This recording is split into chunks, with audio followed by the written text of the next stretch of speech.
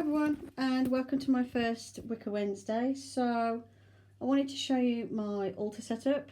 You'll have to excuse the slightly dull lighting in here. It's a really horrible, icky, wet day today. So I've just done this up for Samhain, so I'll show you what I've done for that. It does need a bit more adding to it, and I've just discovered my pumpkin's falling. I am going to do more to it, which I'll explain as I go through. So first of all, I found this really cute skeleton cloth. I got that from like B&M or Home Bargains, one of the two. And I really like with these little metallic skeletons on it, so I chose that. Because Samhain is a time when you sort of think about your ancestors, you invite them in to talk to you if you want to, and you basically celebrate them. And you know, you'll give thanks for your ancestors. So skeleton theme I thought was quite appropriate. So I'll show you what I've got set up first of all.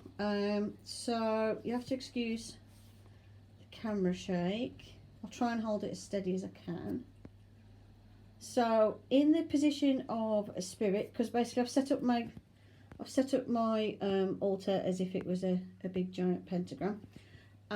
So in the position of spirit, I have my Buddha statue. I like this Buddha statue because to me it represents the masculine and feminine side of you know, the deities that we worship in Wicca. Because to me this statue it doesn't look particularly masculine, it doesn't look particularly feminine, it looks very androgynous. So I kind of like that because it fits in with the whole divine feminine and the divine masculine side of things. I tend to more work with the goddess Selene, the moon goddess. That's like my favourite one to work with. So I like the fact that this looks a little bit feminine as well as obviously it's masculine as well, because obviously I need to appreciate the divine masculine as well, which is all like, you know, nature and the plants and the things, and then Selene is like the moon. So basically the two gods I work with are Selene and Helios. So it's like the moon goddess and the sun god. I haven't 100% figured out exactly what I'm going to do to work with the sun god yet, but I think I've got Selene figured out, and it seems to be going really well so far with her. So to represent spirit, I have this statue, which I like because it looks very calm and peaceful, and I just like the look of it. It just looks really nice. If you want one of these, they do these at the range if you live in the UK, by the way, and it's not expensive either. In the position of water, I have my moon water in my fancy little decanter that I found at the charity shop. In the position of fire, I've got my candle. In the position of earth, I've got my Himalayan salt tea light holder. I don't think the candle's working. The candle's not working very well in there. And then in the position of air, I've got my incense stick, and that's currently burning a lavender incense stick, which smells gorgeous. And because Samhain is about, you know, saying thanks to your ancestors, speaking to your ancestors, giving thanks for them, I've got my skull candle, which represents obviously, you know, people who've passed on. I've also got here, these earrings here were some little clip-on earrings I was given as a child from my one grandma who died when I was 10. And this is my grandma that died a few years ago. This is her first wedding ring before she had her husband bought her a new one because that one didn't fit her anymore. So I've got those I've added to my statue to represent them. So it's like little trinkets that represent my two grandmothers. I need to find something to represent my grandfather, but I haven't found anything yet. And I've got my little pentagram there. Pentagram there. Little pine cone as a little offering.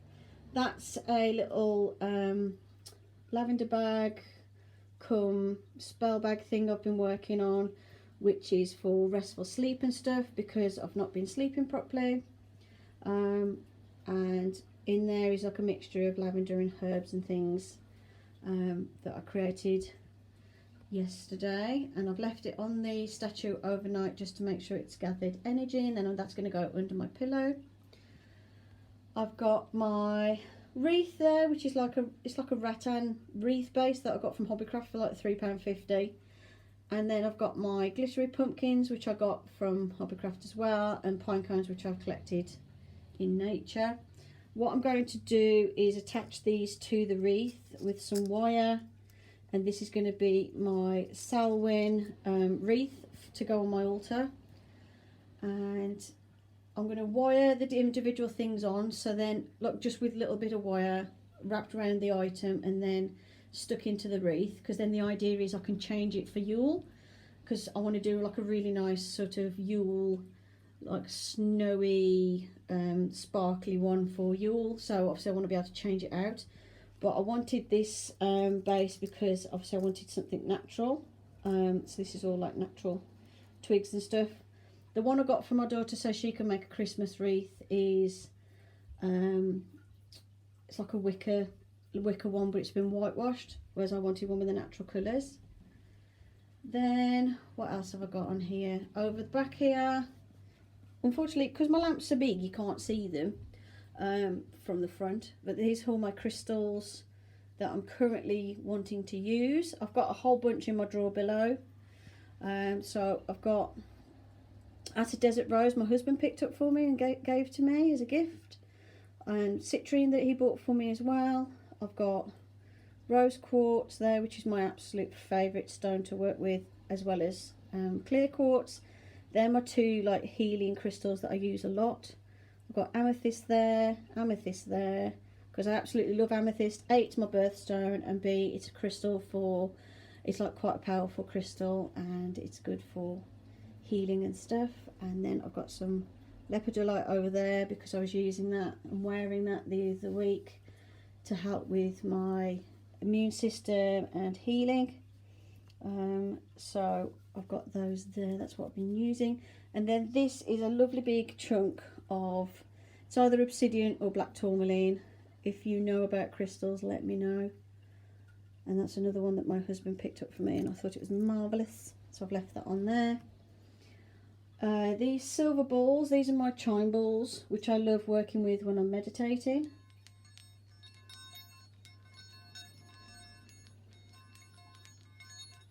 They just sound amazing. Oops. And then the bigger ones have got a deeper sound.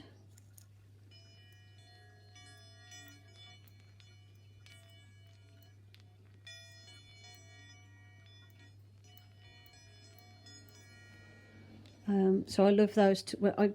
I'll roll those around in my hands when I'm meditating. It's just really nice, a nice sound. And then obviously my absolute favourite thing, I just need to move my pumpkins out of the way because I knocked them off last time I tried to film this.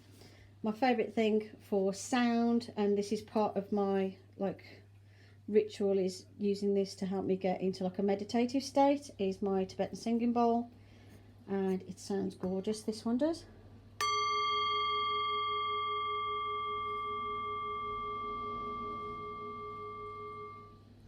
And that'll just ring for ages. But what I also like is you can do the whole thing where you go around the outside and make it sing.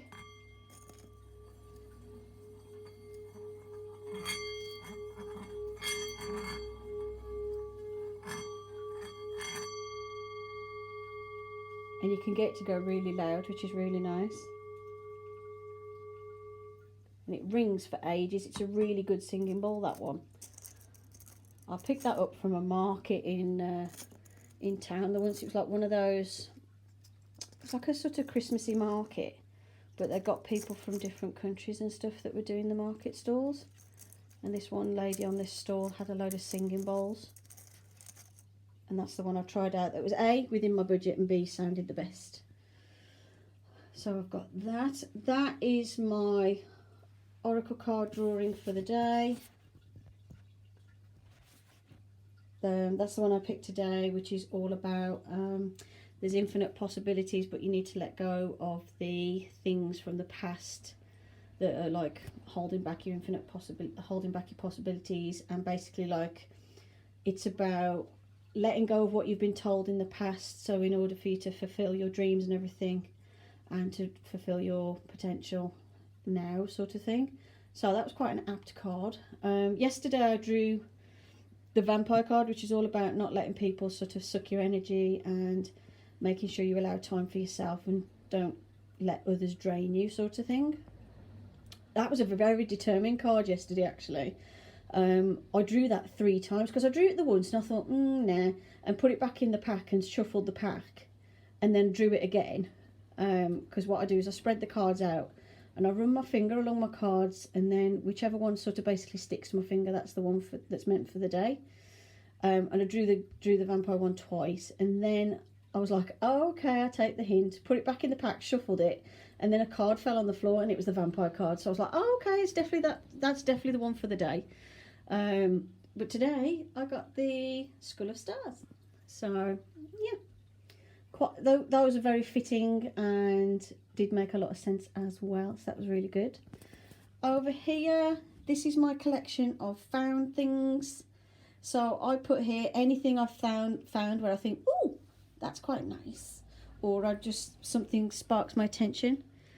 This I found on the ground by where I work, and it's a little sparkly white stone. It must be some sort of like, I don't know if it's like a calcite or whether it is some sort of like a milky quartz or something, but it's nice and shiny and sparkly.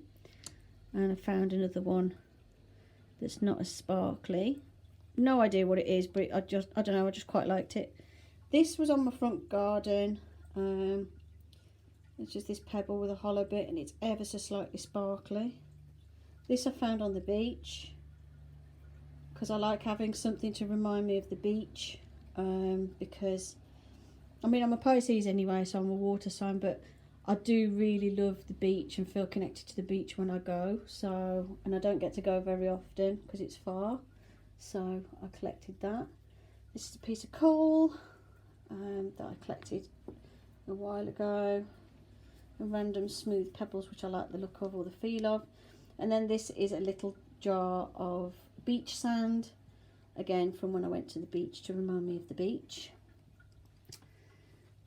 There is my bowl with some salt water in, that's from yesterday from when I cast my circle. In here is my offering bowl, and in here anything I sort of find and I think, oh, that's pretty, or oh, that would be not like a nice offering, I put in here. So I've got, like, because you know me and snails, I've got a snail shell from the garden, obviously empty and cleaned. Beach shell, I've got conkers. This is the bell off my grandmother's cat from years ago. I've got that in there. Leaves that have blown up by my feet as I've been outside. A little nut from my mum. Oops.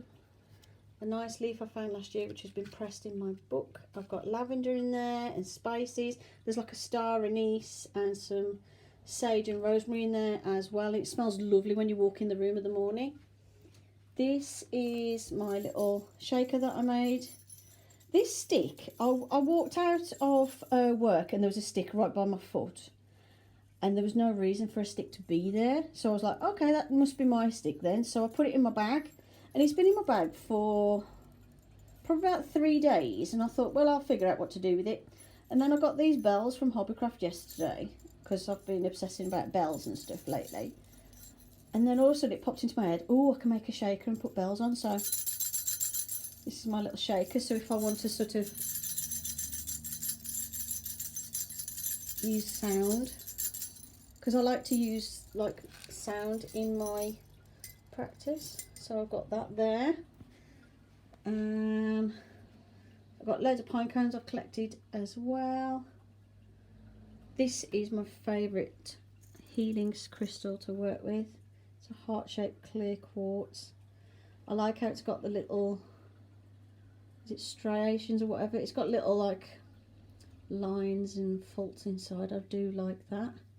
It just feels so nice to hold. It's a really nice one to work with. Oh yeah, and then I've got my little stick pentacle that I made. It's made out of hot glue and some sticks that I found at the park. and it's got some sort of little orange fungusy thing growing on it, so I'm probably going to have to clean it, like scrub it, or I need to make a new one. I'm just going to put that out now because I've had enough of the incense for today. Get off my mat. Same trouble, it's not the best incense holder, this one. I've had it since I was a kid, but the incense, the ash goes everywhere. But I think it's kind of funny how the ash keeps landing on this one particular skeleton. So it's like he's landed on the floor and just gone poof. So I kind of like that. That's kind of funny. So yeah, this is my altar, and that's how I've got it set up so far. I'm going to wire the cones and these little glittery pumpkins to the wreath, and then I'm going to collect some really nice orange and red and golden autumn leaves, press and dry those, and then add that to the wreath as well. So it is going to be a really full wreath once it's finished, but obviously I haven't finished it yet, but obviously the best place for me to keep it is on my altar. And I'll show you what my altar looks like in the dark. One second. When it's dark, or fairly dull, it's not completely dark, my windows are open behind me, but when it's fairly dark, my altar looks like this. I just think it's lovely, it's peaceful, it's a really great place to meditate and relax. It is on top of a cabinet, so I do have to stand up, but that's fine because if I sit on the floor I start having trouble with my hips anyway, so that's not a problem for me standing up. But if I want to like sit down and meditate, what I do is sometimes take a few things off my altar onto my little table that I can move by my armchair.